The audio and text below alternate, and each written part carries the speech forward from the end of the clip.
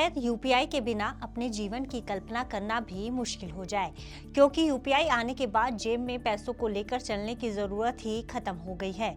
छोटी हो या बड़ी, आज हर कोई यूपीआई से पेमेंट करने को आसान और सुविधाजनक समझता है। यूं झट से क्यूआर कोड स्कैन किया, पिन डाला और हो गई पेमेंट। ये सुविधा न सिर्फ समय बचाती है बल्कि कैश खोने रखने के खतरे को भी कम करती है। लेकिन क्या होगा अगर मैं आपसे कहूं कि अब पैसे भेजने के बाद आपको कुछ घंटों तक का इंतजार करना पड़ सकता है, क्योंकि बताया जा रहा है कि अब आरबीआई एक ऐसा नियम लाने की तैयारी में है जिससे पहली बार किसी को पैसे भेजने पर पेमेंट तुरंत नहीं बल्कि कुछ समय बाद पूरी होगी। वहीं बड़ी अमाउंट्स की पेमेंट में भी कुछ ज़्यादा समय पहले के मुकाबले लग सकता है। सुनने में थोड़ा झंझट भरा लग सकता है, लेकिन इसके पीछे की वजह आपके बैंक अकाउंट की सुरक्षा है। आखिर ये कुछ घंटे का टाइम बफर क्या है और क्या ये हर ट्रांजैक्शन पर लागू होगा और क्या इससे इमरजेंसी में पैसे भेजना मुश्किल हो जाएगा? आइए इन तमाम सवालों के जवाब जानते हैं इस वीडियो में। नमस्कार, मेरा नाम है गुंजन मित्तल और आप देख रहे हैं मनी 9। दरअसल ये खबर उन सभी लोगों पर बड़ा असर डाल सकती है जो पलक झपकते ही यूपीआई से पैसे ट्रांसफर करने के आदी हैं, क्योंकि एक ताजा रिपोर्ट के मुताबिक भारतीय रिजर्व बैंक अब डिजिटल फ्रॉड पर लगाम लगाने के लिए एक ऐसा कड़ा नियम लाने पर विचार कर रहा है जो आपकी सुपरफास्ट पेमेंट की आदत को थोड़ा धीमा कर सकता है।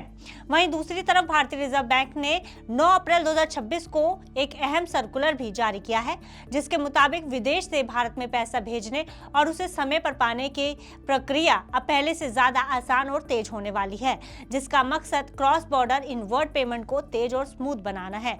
तो चलिए सबसे पहले जानते हैं कि आखिर क्या है आरबीआई का ये नया प्रस्ताव। तो आपको बता दें कि इस रिपोर्ट के अनुसार सरकार और रिजर्व बैंक डिजिटल धोखाधड़ी को रोकने के लिए एक टाइम बफर या समय सीमा लागू करने पर विचार कर रहे हैं। ऐसे में अगर आप किसी नए यूजर को पैसे भेजते हैं, यानी यदि आप किसी ऐसे व्यक्ति को पहली बार पैसे भेज रहे हैं जिससे आपने पहले कभी लेन देन नहीं किया है, तो उस ट्रांजैक्शन पर 4 घंटे की समय सीमा लागू हो सकती है।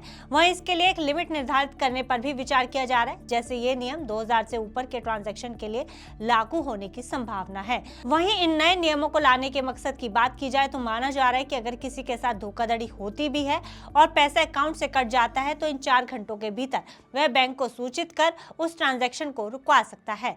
अब बड़ा सवाल है कि आखिर इन नियमों को लाने की जरूरत क्यों पड़ रही है और आखिर आरबीआई इन नियमों को लाकर हमारी पेमेंट की स्पीड को कम क्यों करना चाहती है? तो इसके पीछे बड़ा कारण है बढ़ते ऑनलाइन फ्रॉड। 2025-26 में ऑनलाइन धोखाधड़ी के मामले रिकॉर्ड स्तर पर पहुंच गए हैं। ठग अक्सर लोगों को लालच देकर या फिर डराकर तुरंत पैसे ट्रांसफर करवा लेते हैं और फिर तुरंत गायब हो जाते हैं। ऐसे में नियमों की मदद से इस तरह के मामलों को रोकने में बड़ी मदद मिलेगी और पैसे को रिफंड पाने का पूरा समय मिलेगा, क्योंकि वर्तमान में यूपीआई इतना तेज है कि जब तक यूजर को समझ आता है कि उसके साथ फ्रॉड हुआ है, तब तक पैसा कई खातों से होता हुआ बैंकिंग सिस्टम से ही बाहर निकल चुका होता है। ऐसे में ये एडिशनल वेरिफिकेशन और ये समय सीमा यूजर को सोचने और दोबारा चेक करने का पूरा मौका देगी वह सही व्यक्ति को पैसे भेज रहा है या फिर नहीं। लेकिन आपके मन में बड़ा सवाल होगा कि क्या ऐसा हर बार होगा?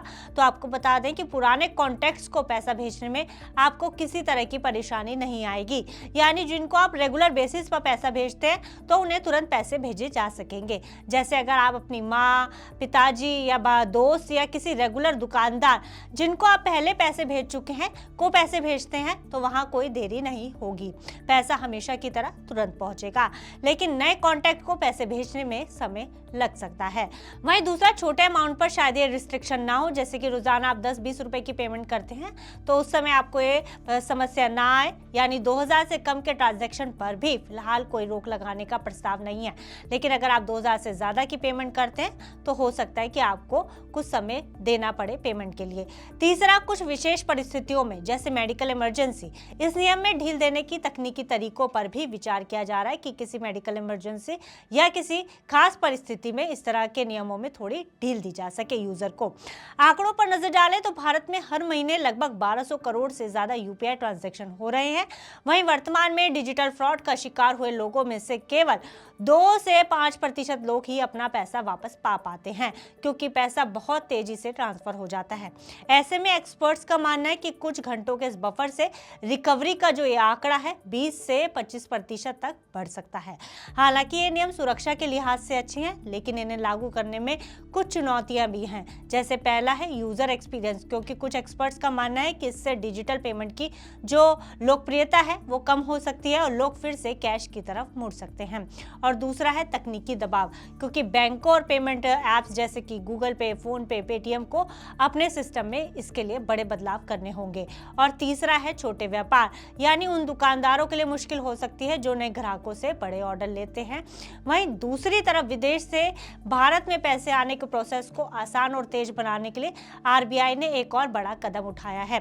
9 अप्रैल 2026 को जारी नए सर्कुलर में ऐसे दिशा निर्देश दिए गए हैं जिनसे क्रॉस बॉर्डर इनवर्ट पेमेंट में आने वाली देरी और दिक्कतें कम होंगी।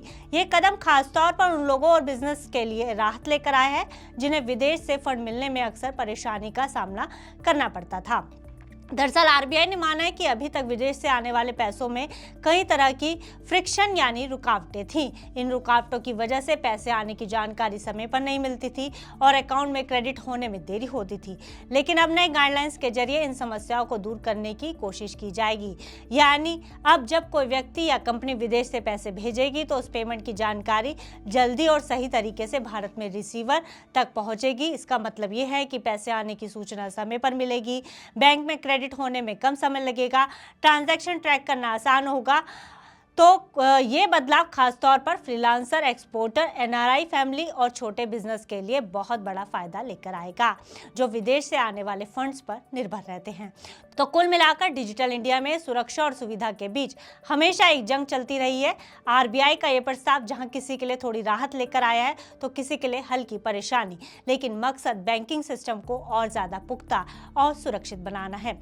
फिलहाल इस खबर में इतना ही। आप बिजनेस से जुड़ी अन्य खबरों के लिए देखते रहिए मनी 9।